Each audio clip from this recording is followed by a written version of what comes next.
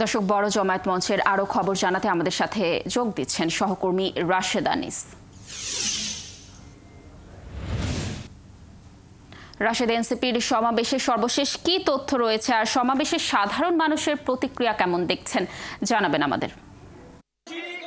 লাবণী, আমি আসলে সকাল 8টা থেকেই কিন্তু এই যেই যমুনার সামনে প্রধান উপদেষ্টার বাসভবনের সামনে কিন্তু ছিলাম এবং সেখানে কিন্তু বিক্ষোভ সমাবেশ হচ্ছিল।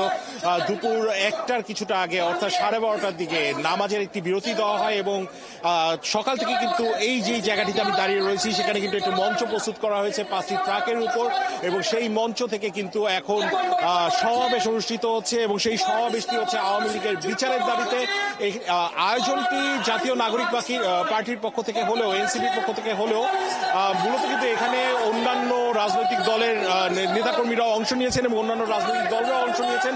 মূলত যারা ফেসিস্ট সরকারের বিরুদ্ধে যারা গণ অভ্যুত্থানে অংশ নিয়েছিলেন এবং যারা আওয়ামী লীগের বিচারের দাবিতে একমত আছেন, যে সমস্ত রাজনৈতিক দলগুলো তারাই কিন্তু এখানে অংশ নিয়েছেন এবং তারা কিন্তু সবাই মিলে একটি সমাবেশ করছেন। আমি এই সমাবেশটি শুরু হয়েছে লাবণী দুপুর 1:30 থেকে, যদি বলা হয় দুপুর 1:30 থেকে এই সমাবেশটি শুরু হয় মূলত নামাজের পরপরই, কিন্তু এই সমাবেশটি কিন্তু চলতেই থাকবে। আমি কিছুক্ষণ আগে জাতীয় নাগরিক পার্টির নেতা সাজিদ আলমের সাথে কথা বলছিলাম।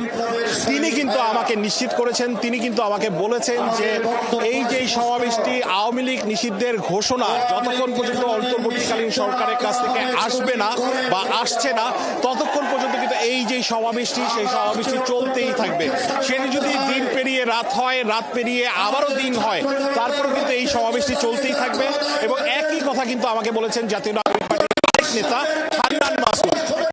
এখানে বিভিন্ন নেতা কর্মীরা তারা কিন্তু বক্তব্য দিচ্ছেন এবং তারা কিন্তু তাদের বক্তব্যে তুলে ধরছেন গেল 16 বছর ধরে আওয়ামী লীগ কি পরিমাণে গণহত্যা এবং বিচার কার্য গণহত্যা চালিয়েছে এবং হচ্ছে মানুষের সাথে অন্যায় করেছে। আমি যদি 6-7টি পয়েন্ট একটু ছোট করে জানাতে চাই, মূলত কিসের ভিত্তিতে তারা আওয়ামী লীগের বিচার চাচ্ছে।